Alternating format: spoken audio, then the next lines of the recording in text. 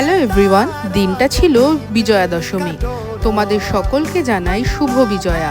বড়দের জানাই প্রণাম আর ছোটদের জানাই আমার ভালোবাসা। সেদিন সকাল সকাল চলে গেছিলাম সিনেমা দেখতে। হালকা কিছু টিফিন খেয়ে ডিরেক্ট চলে গেলাম হলে।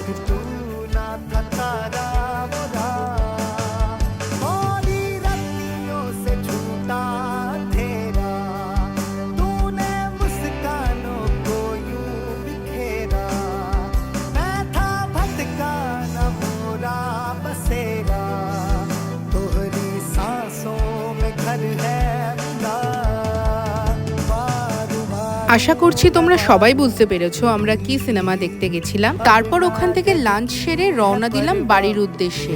বাড়ি ফিরে চলে গেছিলাম মাকে বরণ করতে। চোখের জলে মাকে বিদায় জানালাম। আর আমার দশমী এইভাবেই কাটলো। আর রইলো আরো একটা বছরের অপেক্ষা।